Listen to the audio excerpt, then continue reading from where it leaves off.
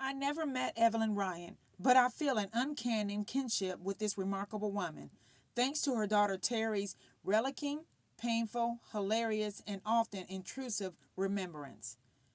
Here is the true story of an average housewife whose life is not so average at all. Evelyn is the mother of 10 children and married to an alcoholic, sometimes violent husband. She regularly faces eviction, poverty, and even near starvation in the small Midwestern town amply named, in her case, Defiance, Ohio. At a time in the 1950s and 1960s when women were discouraged from taking jobs and made to feel powerless in the face of adversity, it's not difficult to imagine how a mother like Evelyn Ryan might find it impossible to help her children keep fear at bay. How could such a woman show her children that life is not cruel, but beautiful? How could she possibly keep them, all 10 of them, afloat, much less teach them abundance, grace, and courage in the face of grinding poverty and adversity? Well, if the potential for true wealth resides, as I believe it does, deep in the spirit of each and every one of us, Evelyn Ryan draws from the depths of her spirit many times. With a gift for writing jingles, poems, and 25 words or less compositions, she wins hundreds of contests and saves her family from destitution. And she does it with incredible humor and joy.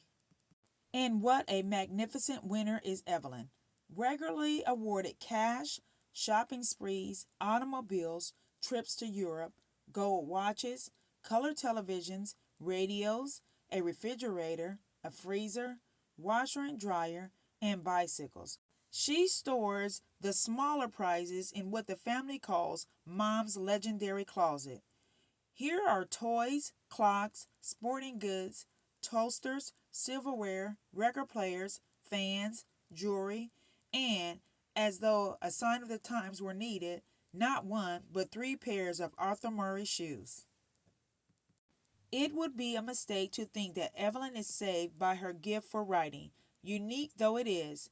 What emerges as the driving element in this story is the courage of this indefatigable mom as she faces creditors and overcomes her husband's anger when there isn't a penny in the family's coffers.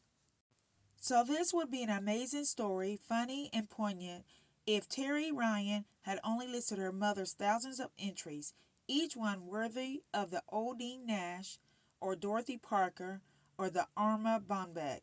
The result in enough cash to pay this large family's many bills in the nick of time. But it is that and much more. To me, the real story of the prize winner of Defiance, Ohio is the lesson of pride and possibility that Evelyn Ryan teaches her kids time after time. Even scraping together suppers of rice and milk, or to her children's horror, soup with bugs she insists are spices. Evelyn knows that thoughts of never having enough money are thoughts of impoverishment. She prefers to think of succeeding at great contests, win a producing oil well, win your weight in gold, while relishing the small treasures that keep the family running, right down to the dollar that she receives for every inventive poem published in her local newspaper. One might read this book and think, well, maybe Evelyn Ryan is just lucky. Maybe it's luck to have such a quirky talent in a quirky post-war era when she can put that talent to use. But think about the strength of character and persistence it takes to enter contest after contest, to put aside despair and summon up words of cheer, time and time again. Richness of spirit can dwell in the most desolate places, and it pervades Evelyn's household like a healing balm.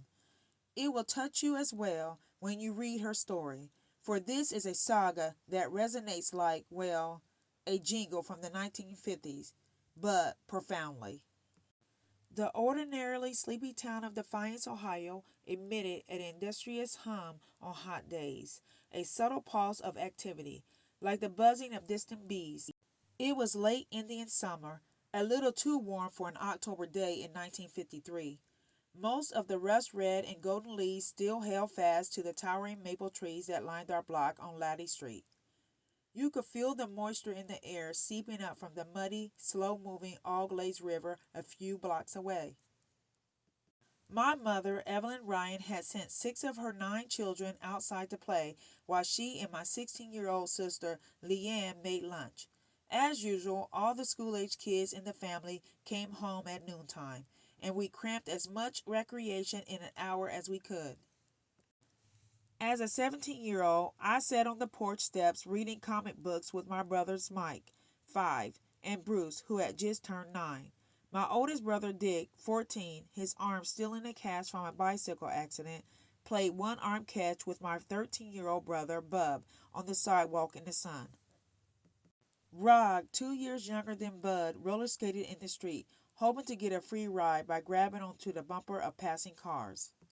My baby sisters, 3-year-old Barb and 1-year-old Betsy, were somewhere inside the house with Leanne and Mom, who was pregnant with my brother Dave at the time. Just as Raj decided that little to no traffic would pass the house on that quiet little street and clumped up the steps to remove his skates, a sleek black Pontiac Chieftain pulled up to the curb in front. It was so new that we could see ourselves reflected in the side panels. The chrome grille glistened expensively in the sun. Even the aerodynamic hood ornament, a small amber-colored bust of Chief Pontiac, looked valuable, more like a misplaced jewel than an auto accessory. So few visitors ever stopped at our house that we all turned to stare. When 3 men wearing dark pinstripe suits got out of the car and started up the walk, Bruce and I raced into the house to tell Mom that some very well-dressed strangers were about to knock on the door. Because of the suits, we thought someone must have died. Our middle American town of Defiance was big enough to be the county seat and small enough to only need 3 traffic lights on Clinton, the main street. Visitors arriving in a quasi-limousine was unheard of. Not that we weren't getting used to surprises. In the late 1940s, my mother had begun to enter many contests of skill that had sprung to life in the post-World War II economic boom. Poems, limericks, and statements of 25 words or less variety had been pouring out of her for the past 5 years. She was now winning small prizes with some frequency. The Ben Russ ladies' watch she wore everywhere, even to bed.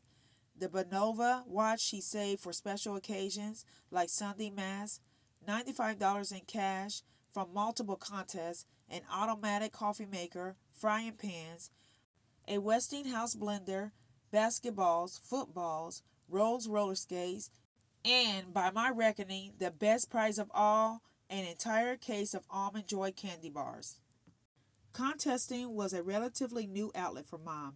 Though she had been writing her whole life, the poems that she submitted to magazines or poetry contests tend to be short, pithy, and unexpectedly humorous. The dollar she received for But Excuse Us went a long way in 1953. Folks endowed with luck or virtue get their tissues for their kerchief. She began her contesting career simply enough with Burma Shave, roadside rhymes. In the 1950s, you couldn't drive down a highway without passing a Burma Shave roadside billboard campaign. 6 signs spaced at 100-yard intervals down the road, one line to a sign, the last one always Burma Shave. The verses were clever and meant to amuse, their content ranging from shaving to safe driving and current culture. My mother's submissions added to those topics an occasionally touch of irony. Race little roadster fairly fly, you'll be used parts by and by. Burma Shave. Successful Burma Shave jingles inserted a not-so-hidden advertisement into the mix, and in one entry my mom went for broke. If you don't shave close enough, you'll kill yourself. Hairpin turn, hot rod ditch, last control his whiskers itch. Burma Shave. Our family was often surprised at Mom's uncanny knack for working complex political issues into something as simple as a Burma Shave jingle. I doubt anyone would have accepted the premise of a Korean War veteran who survived combat only to be killed because he foolishly passed another car on a hill. But the poem she sent in was quick-witted and timely enough to hit just the right note. Passed on a hill, lived through Korea, met a guy with the same idea, Burma Shave. By the age 5, I had grown used to seeing Mom, pencil behind her right ear, spend hours each day at the ironing board. She often said she did her best work while ironing. Her hands working on one chore, her head on another. On the square end of the board where the iron stood upright, Mom kept an open notebook of current contest jingles and entries in various stages of completion. A basket of pre-sprinkled clothes rested at her feet. The iron hissed on the board as she scribbled. Even Stephen won a poetry contest in the Toledo Blade, earning her at least $25. A veritable windfall in our family. Who trade peace of mind to most rich men denied? For all there were some money, I'd. Every evening after the last supper dish had been washed and put away, never an easy task since we used every plate in the house, Mom would grab her notebook and sit down at the end of the couch to produce more entries. Inevitably, she'd fall asleep after a few minutes, notebook on her lap, postage stamps and other effluvia of contesting slipping out of the pages and onto the floor. Each new year, Mom started a new notebook to fill up the entries that might go nowhere or all the way to the top. She used her writing skills to win some of the necessities our large family couldn't afford to buy. Ours was one of the poorest families in Defiance. Mom was far too busy with the family and housework to take an outside job. And Dad's take-home pay from the Zurich screw machine shop where he made nuts, bolts, screws, screwdrivers, pliers, hammers, and an occasional pair of tweezers for home use was about $90 a week, barely enough to pay for food and rent. His nightly liquor consumption, a fifth of Kessler's whiskey and a six-pack of Pabst Blue Ribbon beer, came to $30 a week, sapping his paycheck of any real buying power. In the days before credit cards, few people in Defiance had a checking account. Bills were paid in cash and in person. Our family finances worked like this.